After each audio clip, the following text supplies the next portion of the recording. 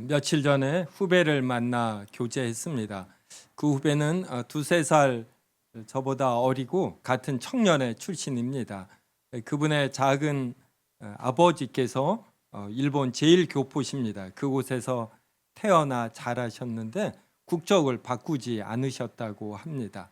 그래서 최근에 더 연락이 되어서 한 몇 주 전에 오사카를 이제 직접 방문해서 일본에 다녀온 소감을 말해 주었습니다.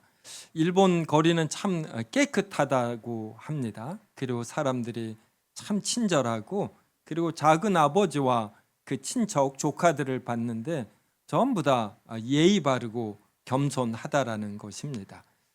그런데 이러한 평은 그 후배에게서만 듣는 것이 아니라 일본을 다녀온 분, 또 일본에 이렇게 몇 년이라도 거주한 분들에게서 공통적으로 듣는 바입니다. 저도 영국에서 짧은 유학 생활을 할 때에 일본인들을 겪어보았고, 또 몇 나라 여행하면서 일본인에 대한 세계 사람들의 이러한 시각, 이미지, 이것을 들어봤습니다. 그런데 대체로 질서를 잘 지키고 예의 바르고 겸손하다, 이러한 평이 대부분입니다. 그래서 한국에서만 자라면 일본인에 대한 이미지가 나쁘잖아요. 그러다가 외국에 가서 그러한 좋은 이미지를 들으면 좀 당황이 되기도 합니다. 성도 여러분은 왜 일본인들은 이렇게 질서를 잘 지키고 예의 바르고 겸손한 면이 있을까요? 이것을 우리는 오늘 설교 본문을 통해서 알 수가 있습니다. 하나님께서는 어떻게 사는 것이 올바른 것인지, 어떻게 행동하는 것이 하나님의 뜻에 적합한지를 하나님의 율법을 통해 알려주십니다. 하나님은 이 율법을 구약시대에 특별히 택하신 이스라엘 백성에게 주셨는데 바로 모세를 통해서 시내산에서 주셨습니다. 그러면 그 나머지 사람들은 어떻게 하나님의 율법, 하나님의 뜻을 알 수 있을까요? 하나님께서는 자신의 율법을 특별히 택하신 이스라엘 백성만이 아니라 구약 시대에도 모든 사람에게 주셨는데, 그것이 바로 사람의 마음에 하나님의 율법을 기록하신 것입니다. 이것이 오늘 설교 본문 2장 이제 12절서부터 나옵니다. 한번 볼까요? 로마서 2장 12절 보면, 무릇 율법 없이 범죄한 자는 또한 율법 없이 망하고, 무릇 율법이 있고 범죄한 자는 율법으로 말미암아 심판을 받으리라. 여기에서 율법 없이 범죄한 자라는 하나님의 율법을 직접 받지 못한 이방인들을 뜻합니다. 이러한 이방인들은 하나님의 율법을 받을 기회가 없어서 하나님의 율법이 무엇인지 몰랐고, 그래서 그에 따라 행하지 않은 것이다, 이렇게 변명할 수 있습니다. 그런데 성경은 이렇게 변명하는 자들에게 율법 없이 범죄한 자는 또한 율법 없이 망한다, 이렇게 말을 합니다. 왜냐하면 이제 이 내용이 14절과 15절에 나옵니다. 저하고 한 절씩 읽어 보겠습니다. 율법 없는 이방인이 본성으로 율법의 일을 행할 때에는 이 사람은 율법이 없어도 자기가 자기에게 율법이 되나니.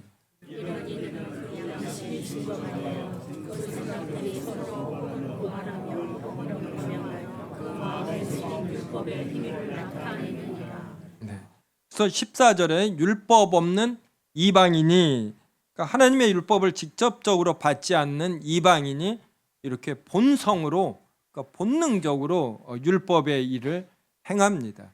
그래서 하나님의 율법이 이렇게 성경을 통해서 명시적으로 구체적으로 주어지지 않아도 자기가 자기에게 율법이 됩니다. 그다음 15절 보십시오. 이런 이들은 하나님의 말씀을 전혀 들어보지 못한 이러한 사람들일지라도 그 양심이 증거가 된다.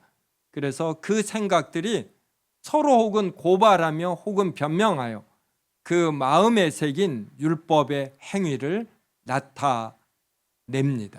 그러니까 이 마음에 하나님의 율법이 새겨져 있는 것이에요. 그래서 모든 사람은 이 양심이 있습니다. 그래서 나쁜 일을 하면 그냥 누가 뭐라고 하지 않아도 이 양심의 가책을 받아요. 자신이 무언가 잘못된 행위를 했다라는 이러한 의식이 듭니다. 그래서 맞은 자는 발 뻗고 자고 때린 자는 잘 못 잔다. 이러한 속담이 있지 않습니까? 그래서 나쁜 짓을 하면 이 마음이 괴롭고 또 하나는 벌을 받을 것 같아요.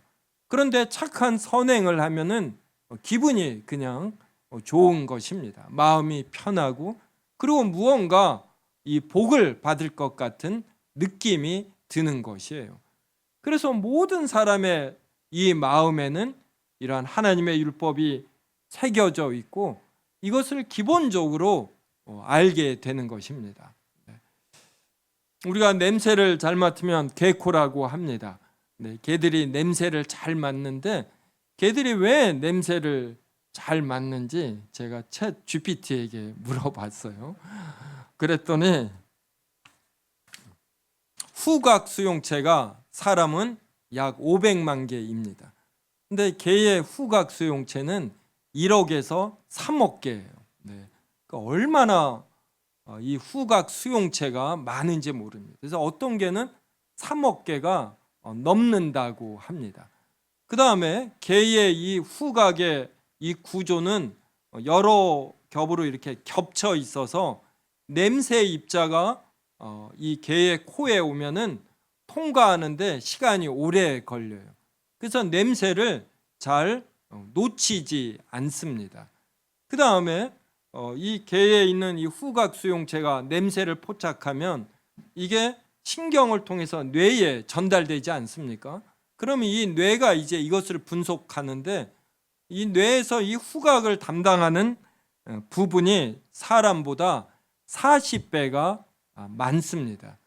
그래서 개의 전체적인 지능은 사람보다 뛰어나지만 냄새를 맡는 부분에 있어서는 정말 뛰어난 것이에요. 그래서 우리는 피자 하면은 그냥 피자 냄새가 난다 이러는데 개는 피자 냄새를 맡으면 이 피자의 구성 요소가 무엇인지 분석해내요. 그래서 피자, 고기, 그 다음에 이 밀가루, 양파 이것까지 전부 다 층층이 분석해냅니다. 그래서 개는 산책할 때 보면 코를 이 바닥에 들이밀지 않습니까? 냄새를 맡으면 어떠한 동물들이 지나갔는지 그리고 자신보다 더 강한지 약한지 언제 지나갔는지 이거를 층층이 분석해 내는 것입니다. 이 개의 후각 수용체가 그리고 뇌 부분의 후각을 담당하는 부분이 이렇게 설치되어 있기 때문에 하나님께서 이렇게 개를 만드셨기 때문에 개는 후각이 뛰어납니다. 이에 반하여 사람은 하나님께서 이 마음에 하나님의 율법을 기록해 놓으시고 이것을 이해할 수 있는 이러한 인식 능력을 사람에게 주신 것입니다. 그래서 하나님을 몰라도 성경에 있는 하나님의 율법을 직접적으로 알지 못해도 모든 사람은 본능적으로 하나님의 율법을 아는 것입니다. 그리고 이러한 면에서 그러니까 질서와 남에 대한 배려, 그러니까 모든 면이 아니라 그러니까 일본은 모든 면이 아니라 이렇게 질서와 남에 대한 배려, 남을 의식하는 면에서는 다른 나라 사람보다 뛰어난 면이 있는 것입니다. 그래서 질서를 잘 지키고 거리가 깨끗하고 예의 바르고 겸손한 측면이 있는 것입니다. 사람에게 심겨져 있는 이러한 하나님의 율법, 이것 때문에 사람이 사는 모든 사회 그리고 모든 지역은 시대에 상관없이 기본적으로 질서가 유지됩니다. 그래서 모든 지역의 사람들은 기본적으로 선을 권장하고 악을 억제합니다. 이렇게 교육을 시키면 사람들이 이것을 기본적으로 알아듣고 이해합니다. 이걸 지키면 복을 받을 것 같고 이것을 지키지 않으면 벌을 받을 것 같은 이런 기본적인 느낌을 갖는 것입니다. 하나님은 마음에 새겨진 율법을 인해 모든 가정과 사회와 국가가 유지되고 산업이 발달되고 문화가 향상되고 연애와 결혼과 출산이 이루어지게 하셨습니다. 모든 사람은 여론을 의식합니다. 자기가 속해 있는 단체, 동호회, 계모임 등에서도 사람들이 자신에 대해서 어떻게 평가하는가 이것을 의식하며 이런 올바른 행동을 선행을 하려는 경향이 있습니다. 그래서 대체로 다수의 선택이 소수의 선택보다 옳아 이런 민주주의 체제가 그래도 상당 부분 잘 작동되게 하십니다. 또 어려움에 처한 사람이 있으면 도우려는 이러한 마음이 있어서 대부분의 나라는 약한 자를 돕는 제도나 문화가 형성되어 있습니다. 이러기 때문에 우리는 불신자를 절대로 악마화하면 안 됩니다. 어때요? 여러분은 불신자를 대하면은 어떻게 긴장감이 드나요? 어떠신가요? 네, 저는 그러지 않습니다. 이러한 하나님께서 모든 사람에게 주신 이러한 공통은혜, 일반 은혜가 있는 것이에요. 모든 사람의 마음엔 하나님의 율법이 새겨져 있어서 기본적인 양심이 있습니다. 이러한 면에서 불신자들과도 우리 신자는 충분히 대화할 수 있고 어떠한 일을 충분히 같이 할 수가 있습니다. 누가복음 6장 32절부터 35절 저와 한 절씩 읽겠습니다. 너희가 만일 너희를 사랑하는 자만을 사랑하면 칭찬받을 것이 무엇이냐? 죄인들도 사랑하는 자는 사랑하느니라.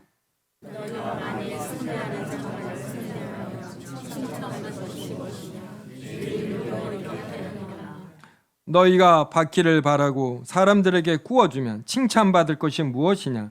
죄인들도 그만큼 받고자 하여 죄인에게 구워주느니라.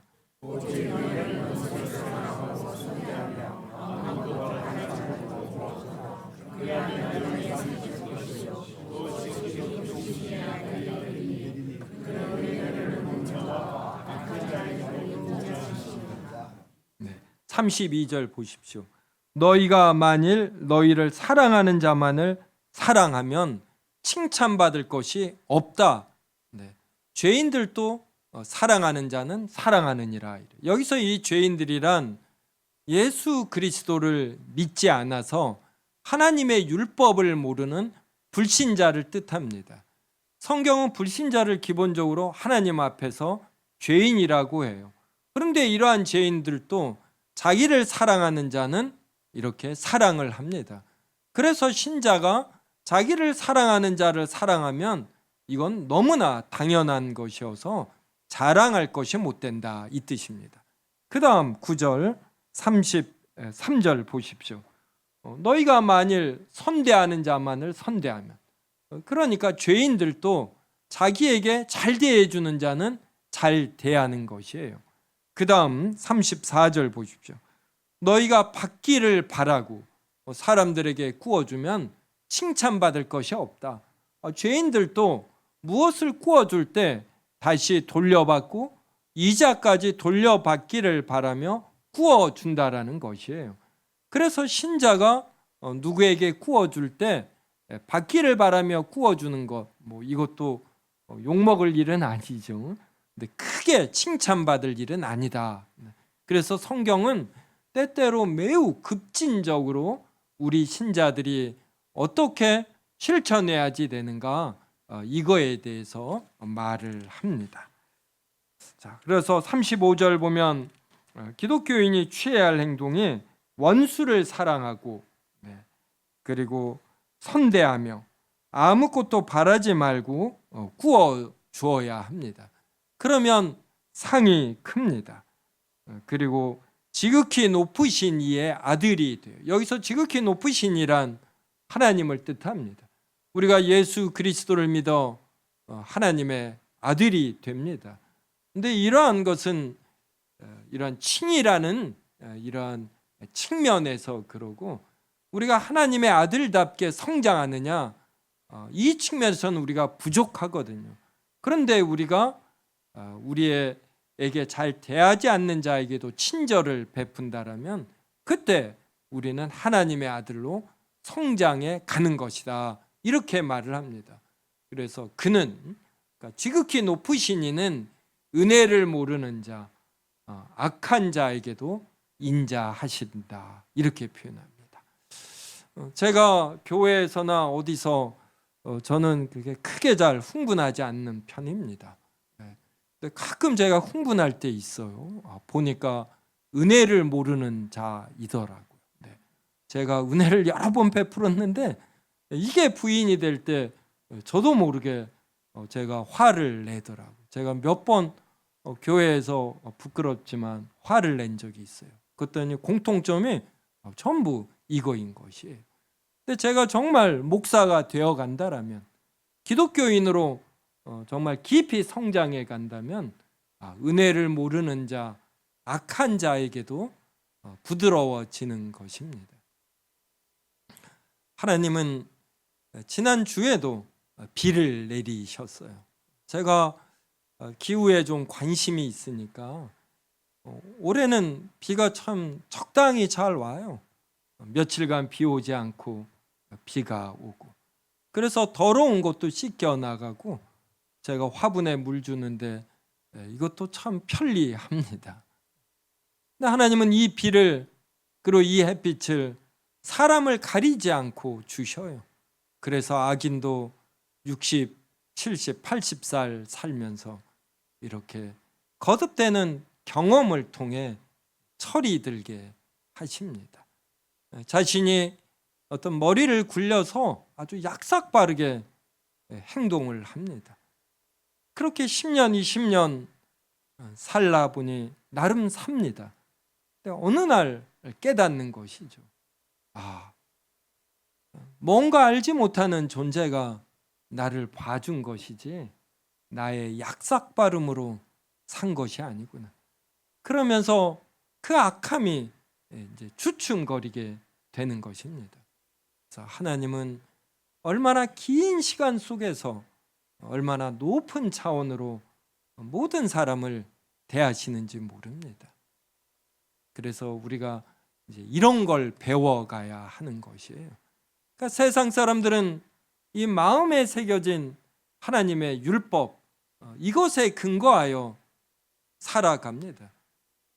그런데 이 마음에 새겨진 율법이 도대체 어디에 있습니까? 우리의 기억이라는 거, 마음에 새겨진 율법이라는 건 생각하면 생각할수록 이 실체를 알 수가 없어요. 정확한 내용이 무엇인지 아리송해집니다. 그래서 하나님의 율법을 받지 않는 사람들이 나름의 문화와 도덕과 철학을 만들지만 이것들은 전부 다 좌로나 우로나 치우치게 되어 있어요. 유교에서 사서 삼경들, 이러한 것들이 전부 다 마음에 새겨진 율법, 이것을 깊이 생각하고 연구하면서 만들어진 것입니다. 그런데 성경이 아닌 모든 이러한 사람이 만든 율법은 좌로나 우로나 치우쳐집니다. 그런데 그들도 무언가 골방에서 또 산책하면서 이 양심의 소리를 듣습니다. 그래서 때때로 불신자들도 매우 양심적인 행위를 하고 자기 희생적인 행위를 하고 공동체를 위해서 자기의 목숨과 재산을 내놓기도 하는 것이에요. 그래서 우리 신자들은 더 이 양심의 소리를 들어야지 됩니다. 무엇이 옳은지, 내가 지금 이 대목에서 어떻게 행동을 해야 하는지 이 양심의 소리를 듣는 것이에요. 우리 신자들에게는 구체적인 하나님의 율법이 있습니다. 그래서 우리는 좌로나 우로나 치우칠 염려가 없어. 내가 무엇에 대하여 깊이 생각하고 묵상할 때 우리 안에 내주하시는 성령님을 인해서 이 진리의 소리, 사랑의 소리를 들을 수가 있는 것입니다. 성경을 인해서 조종해 갈 수가 있는 것이에요. 그래서 우리는 깊이 생각하는 시간이 필요로 해요. 나의 지금 이 행동이, 이 표현이 하나님께서 기뻐하시는 바인가? 성경에 나와 있는 이 율법을 어기는 것은 아닌가? 이러한 생각을 자주 우리는 가져야지 돼요. 우리가 기도를 한다라는 것은 이렇게 우리 안에 내주하시는 성령 하나님의 이런 뜻을 헤아린다, 이 의미기도 해요. 그렇지 내 뜻을 관철하는 것이 절대로 아닙니다. 기도는 하면 할수록 바로 이 하나님의 율법을 깊이 깨닫고 여기에 나의 마음을 맞추어가는 것이지, 내가 이 땅을 살아가는데 피로 안 봐 이것을 거듭 중언부언하며 하나님을 귀찮게 해서 응답받아내는 이러한 것이 절대로 아닙니다.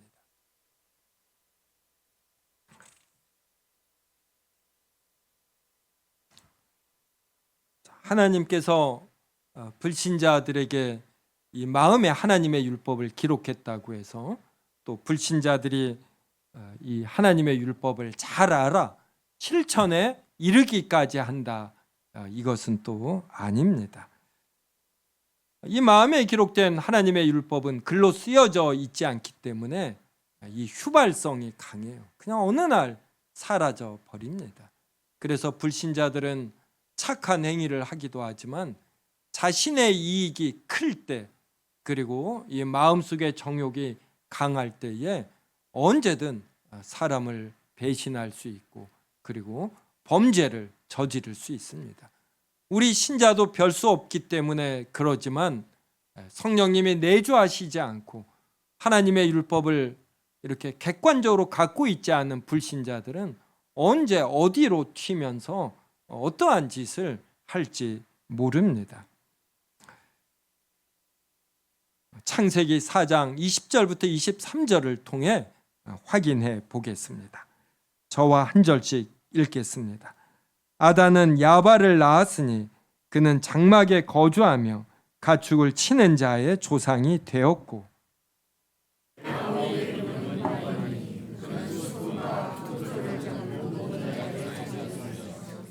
실라는 두발 가인을 낳았으니 그는 구리와 쇠로 여러 가지 기구를 만드는 자요 두발 가인의 누이는 나아마였더라.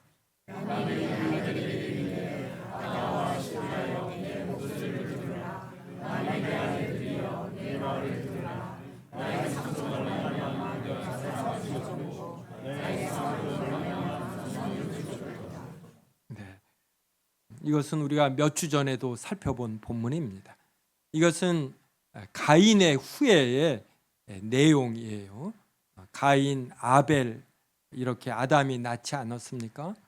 가인은 하나님께 제사 드릴 때 그냥 습관적으로 아버지 아담이 드리는 제사를 그냥 옆에서 배운 형태로 건성으로 드렸습니다. 그의 마음에는 하나님을 모시지 않았고 아담을 통해 전해진 하나님의 율법을 진정으로 묵상하지 않은 자예요. 이러한 가인의 계열들이 우리가 보는 것처럼 20절에 보면 가축을 치는 자의 조상이 됩니다. 또 21절에 보면 수금과 퉁소를 잡는 모든 자의 조상이 됩니다. 또 22절에 보면 구리와 쇠로 여러 가지 기구를 만드는 자가 돼요. 그래서 가인의 후예를 통해서 이렇게 가축을 치는 일, 또 수금과 퉁소와 같은 예술, 또 구리와 쇠로 여러 기구를 만드는 산업, 이러한 것들이 발달합니다. 그런데 이 사람들은 23절에 보셔요.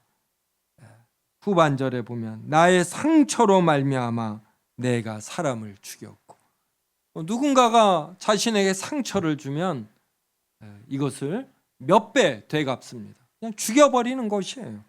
또 나의 상함으로 말미암아 소년을 죽였다. 내가 상함을 받으면 그 대상이 소년일지라도 긍휼히 여기지 않고 죽여버립니다.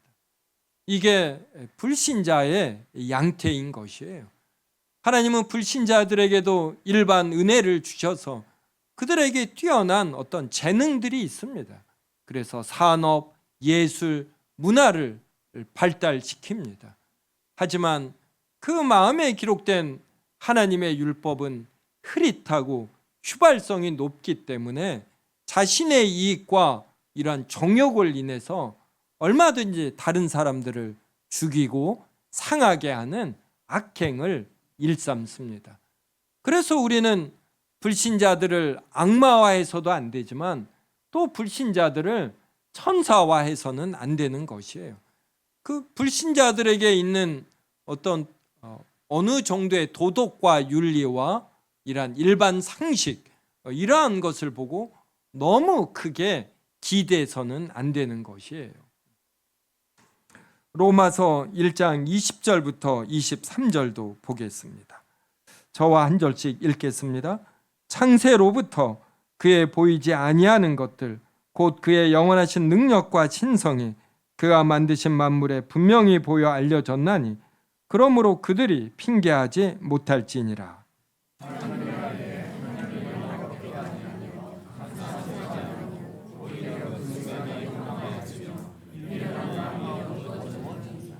스스로 지혜 있다 하나 어리석게 되어 시작.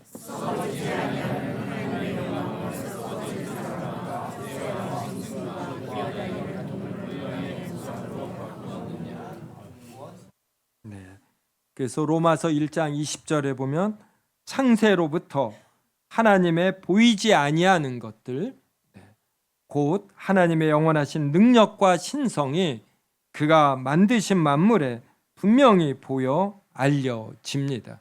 그래서 사람들은 하나님을 알 기회가 없었다 이렇게 변명할 수가 없는 것이에요. 하나님 우리 눈에 보이지 않습니다. 하나님의 영원하신 능력과 신성도 우리 눈에 보이지 않습니다. 그런데 하나님의 영원하신 능력과 신성이 하나님의 만드신 만물에 이렇게 새겨져 있는 것이에요. 우리 사람을 비롯하여 모든 피조물은 신비롭고 정말로 놀라운 능력이 다 담겨져 있습니다.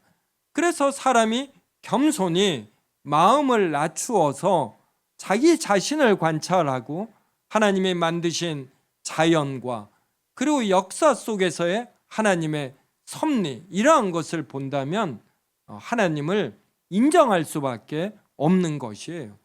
그런데 사람들은 이러한 자연 만물을 보면서 어떻게 비가 동시에 하늘에서 내리는데 이게 큰 피해도 주지 않으면서 그런 모든 작물을 기르는지 너무 신기합니다. 여러분, 기체가 액체로 되면 부피가 줄어들죠. 이 액체가 또 고체가 되면 부피가 줄어듭니다. 그런데 유일하게 물만 이 액체에서 얼음이 될 때 부피가 늘어납니다. 그래서 이 얼음이 물 위에 뜨는 거예요. 그래서 겨울에 물고기들이 이 얼음 밑에서 살 수가 있습니다. 또 식물이 이래서 맨 위에까지 물이 위에까지 올라갈 수가 있는 것이에요. 저는 유튜브를 보면 이러한 물리 현상들을 좀 자주 봅니다. 어떻게 이 우주에 그 많은 별들이 있는데 지구에만 생명체가 있는지. 진화론은 이것을 우연으로 돌리기 위해서 우주의 역사를 엄청나게 길게 잡습니다. 근데 제가 아무리 관찰하고 생각해봐도 진화가 아니에요. 그렇게 우연히 거듭거듭 될 수가 없는 것입니다. 그래서 이 지구에 생명체가 사는 것만 보아도 하나님을 인정하지 아니할 수가 없습니다. 또 역사를 보십시오. 저의 짧은 생애에서도 하나님의 존재와 간섭하심 아니고는 설명할 수 없는 일들이 너무나 많습니다. 그래서 불신자들도 자연을 통해 창조자 하나님을 순간적으로 느껴요.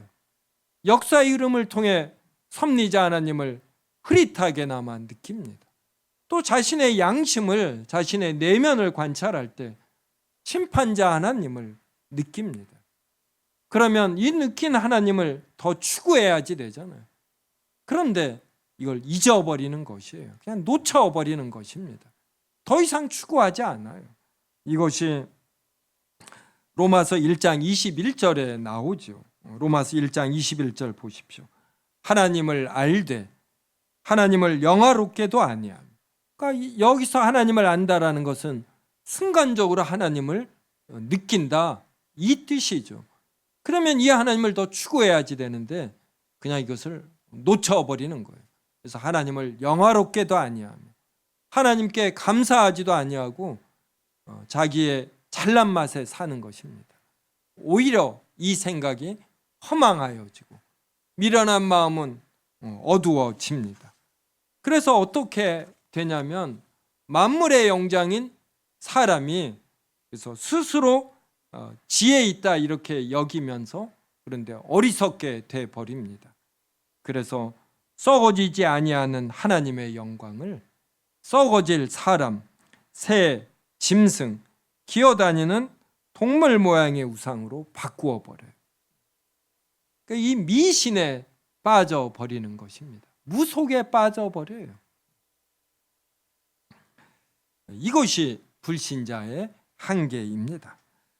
사람이 자신의 마음속에 새겨진 율법과 관찰력으로는 하나님을 정확하게 모르는 것입니다. 거룩하신 하나님을 깊이 모르기 때문에 불신자는 자신의 결정적인 이익, 마음속에 있는 강한 충동, 이것을 억제하지 못하고 신자들보다 좌로나 우로나 더 치우치기 쉽고 범죄를 저지르기가 쉽습니다. 그 다음 로마서 1장 28절부터 31절 저와 한 절씩 읽겠습니다. 또한 그들의 마음에 하나님 두기를 싫어하며 하나님께서 그들을 그 상실한 마음대로 내버려 두사 합당하지 못한 일을 하게 하셨으니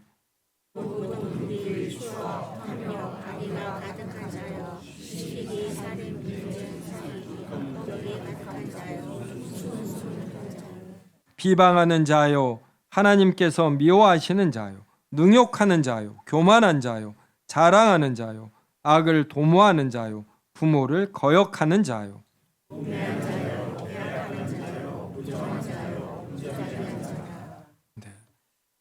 그래서 1장 28절 보면 그들의 마음에 하나님 두기를 싫어한다 이래요. 이 말은 하나님을 순간적으로 느끼고 이 하나님을 마음에 깊이 간직하고 추구하지 않는 것입니다.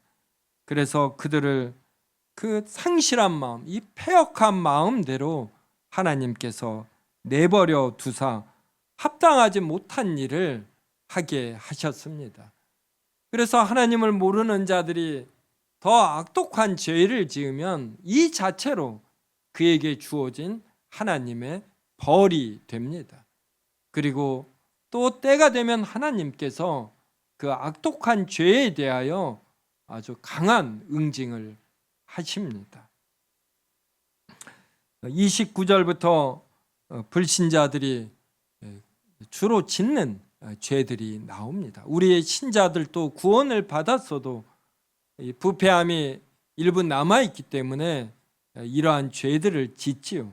근데 불신자들은 이러한 죄들을 짓고 이 죄에 대한 죄책감이 신자들보다 약하고 그래서 계속해서 죄에 머물며 더 큰 죄를 짓는 경향이 있습니다. 그래서 불의 29절부터 다시 한번 보겠습니다. 불의, 추악, 탐욕, 악의가 가득한 자요, 시기, 살인, 분쟁, 사기, 악독이 가득한 자요, 수군수군하는 자요, 비방하는 자요, 하나님께서 미워하시는 자요, 능욕하는 자요, 교만한 자요, 자랑하는 자요, 악을 도모하는 자요, 부모를 거역하는 자요, 우매한 자요, 배약하는 자요, 무정한 자요, 무자비한 자라. 성도 여러분, 이것이 불신자들로 이루어진 불신자가 다수인 어떤 가정과 사회와 직장과 국가의 모습입니다. 그러니 우리는 너무 크게 이러한 가정과 사회와 자신이 속한 단체나 직장, 국가에 대해서 너무 큰 기대를 하면 안 되는 것이에요. 민주주의 체제에서는 다수결이 우선입니다. 옳고 그름보다 다수가 차지한 것이 채택이 되는 경향이 있어요. 다수가 무엇을 원하면 어떻게 해볼 방법이 없습니다. 이것은 가정도 마찬가지예요. 가정의 신자보다 불신자가 많고 그 표현이나 나름의 논리력이 강하면 어떻게 안 되는 것이에요. 가정도 이러한데 직장과 사회와 국가는 얼마나 더 그러겠습니까? 불신자들로 이루어진 정당이나 이러한 직장에서 하나님의 율법대로 다 되기를 바라는 것, 이것은 비성경적이에요. 오히려 불의가 적당히 섞이며 진행되는 것입니다. 그래서 이 한 나라의 번영, 이것은 이 불의가 얼마나 적게 섞인 채 운영이 되느냐, 양심이 살아있는 불신자들이 얼마나 많고, 그리고 이 불신자들에게 기독교인들이 올바로이 서서 무엇이 옳은 것인지, 무엇이 하나님의 뜻인지를 잘 전달해서 통찰을 줄 때 그 나라에, 그 사회나 직장에 번영이 있는 것입니다. 그래서 우리는 불신자들을 악마화해서도 안 되지만 이들을 천사화해서 너무 큰 기대를 가지면 안 돼. 불신자들을 천사화해서 그들과 어울리는 시간이 너무 많아서도 안 됩니다. 자기가 교회에서 신자들과 어울리는 것보다 불신자들과 어울릴 때 마음이 편하고 막 엔돌핀이 나온다. 그럼 한번 자기를 잘 살펴야지 돼요. 내가 정말 예수님을 아는가? 내가 정말 하나님의 말씀을 정말로 기뻐하는가? 아니면 교회가 주는 어떤 인격적인 대우나 어떤 밝음이나 배려, 이것이 좋아서 적당히 교회의 문화를 향유하며 한쪽 발 담그고 그리고 다른 발은 사회에 담그고 있지 않는가, 이렇게 진지하게 살펴야 합니다. 주보에 나오는 율법의 용도를 살펴봅시다. 율법에는 하나님의 율법, 의의 완전한 규범입니다. 무엇이 선이고 진리인가, 이거에 관한 완전한 규범이 하나님의 율법이에요. 이 율법에는 세 가지 용도가 있습니다. 다음 주에는 율법의 삼중적 용도, 제가 이렇게 쓰겠습니다. 삼중적, 이 표현을 제가 빠뜨렸네요. 그래서 세속적 용도입니다. 이것은 신자만이 아니라 불신자에게도 주어진 은혜예요. 하나님께서 불신자에게도 이 마음에 하나님의 율법을 기록하셨습니다. 그래서 이 불신자들도 이런 교회와 같은 이 거룩한 곳이 아니라 이 세속적인 이런 사회에서도 하나님의 율법이 작동되게 했습니다. 그래서 이 불신자일지라도 율법이 주는 위협을 알아요. 그래서 율법을 양심에 어긋나는 행동을 하면 불편하고 벌을 받을 것 같습니다. 그런데 이 양심에 맞는 행동을 하면은 마음이 편하고 무언가 뿌듯하고 그리고 복을 받을 것 같아요. 그래서 이러한 마음에 새겨진 율법을 통해서 하나님은 선을 장려하고 악을 억제하는 것입니다. 이것이 불신자를 포함한 사람들에게 주어진 율법의 세속적 용도예요. 그래서 이 세속 사회에 질서가 유지된다, 선행이 권장된다, 이러한 측면입니다. 그런데 우리 신자들에겐 이 세 번째 삶의 규범의 용도까지 주어져 있는 것이에요.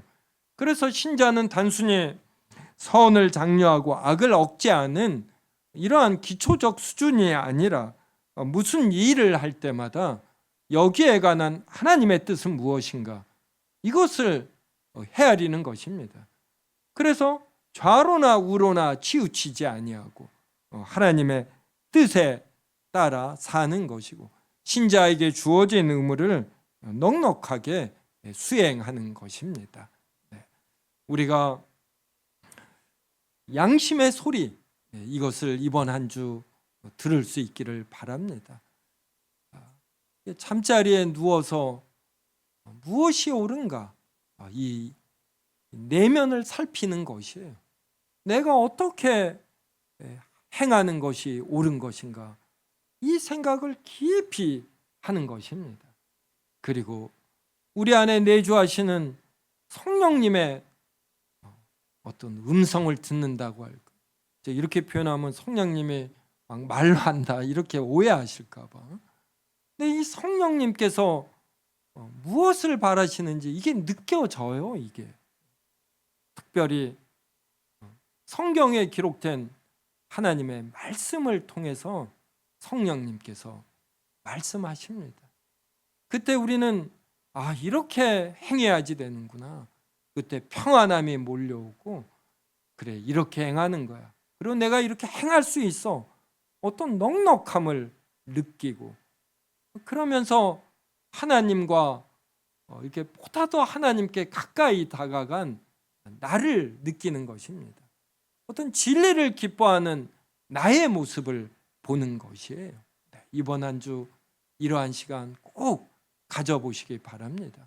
특히 무슨 일을 선택하고 결정할 때 양심의 소리를 들으시고, 이 양심을 이끄시는 우리 안에 내주하시는 성령님의 뜻을 이렇게 명백하게 구체적으로 주어진 하나님의 율법을 통하여 잘 인도받으시기를 주님의 이름으로 기원합니다.